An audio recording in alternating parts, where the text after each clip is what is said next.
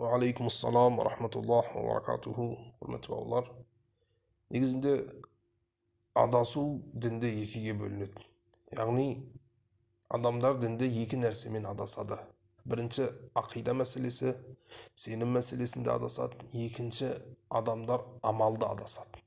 Яғни пайғамбарымыз саллаллаху алейхи вассаламның көрсеткен жолын тастап, өзінің қалаған, өзінің жаңағы шариғатты бұрмалау, дінді бұрмалау жолын ұстанады.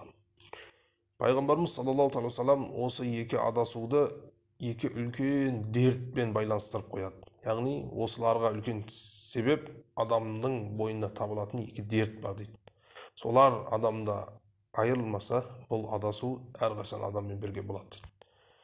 Енді адамды ақидада, сенімді, нанымды адастыратын дерт ол әл-хауа деп айтады. Адамның шахваты, адамның нәпсі, қашан адам нәпсіге беріліп кетсе, ол ақидада адасып кетеді екен.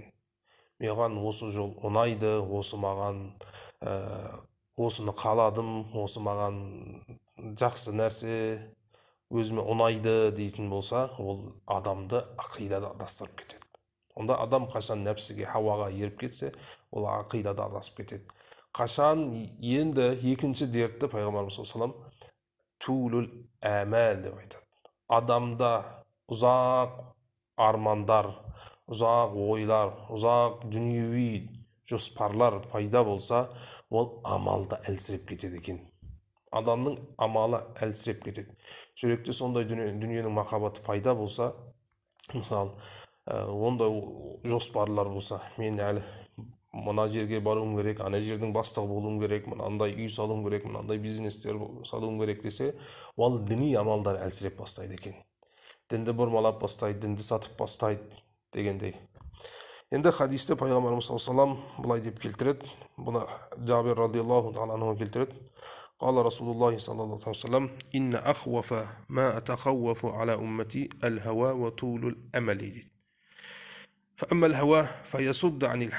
Адам қашан хауаға, нәпсіне еріп кетсе, ол шындықтан тосып қояды дейді. Ақиқат жолын, ахле сунна вал жамаат жолын жоғалтып алады дейді. Кім ұзақ жоспарларға, дүниеви армандарға кіріп кетсе дейді, дүниенің махаббатына кіріп кетсе дейді, оның шариғаттың, сүннет жолын амалдан тосып қояды дейді. Біліңдер дейді, бұл дүние өтуші дейді, өтіп те бара жатыр дейді.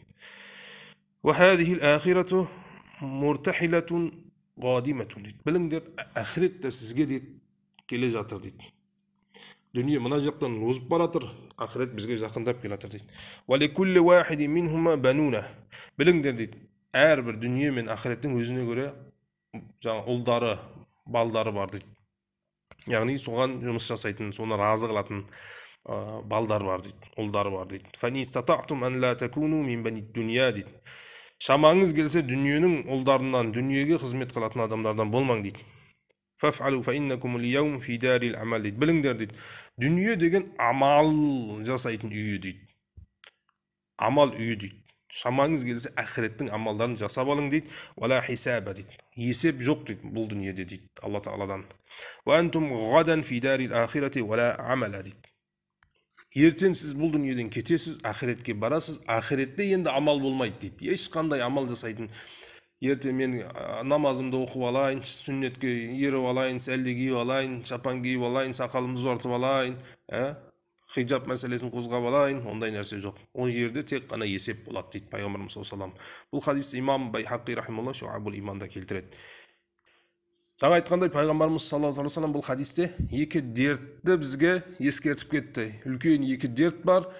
Жаңа дін деген өзі екі нәрседен тұрады ғой. Адамның сенімінен, адамның амалынан.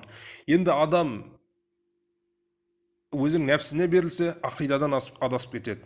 Енді оған қосымша адам жүрегінде дүниенің махаббаты болса, жүрегінде үлкен армандарды, үлкен жоспарларды дайындап қойған болса, мен осы жердің бастығы болам, ана жердің мүфтиі болам, ана жердің өкіл имам болам, онда мен әлі жоспарларыма жетіп алайын, онда мен билікке жетіп алайын дейтін болса, ол адам амалы дұрыс болмай қалады. Яғни ол адам осы екі дерт болса, ол адамның діні дұрыс емес. Адасып кетеді, амалда жаңағындай мұсылманға сай амал жасамай қалады. Енді бұны пайғамбарымыз саллаллаху алейхи вассалам бұл дерттен қалай құтылу керек дегенде, пайғамбарымыз былай деп түсіндіреді бізді. Бұл дертке тек қана бір ем дейді, сен осыны жүректе қабылда дейді. Бұл дүние өтуші, бұған жүрек байлауға болмайды, бұған сеніп қалуға болмайды дейді.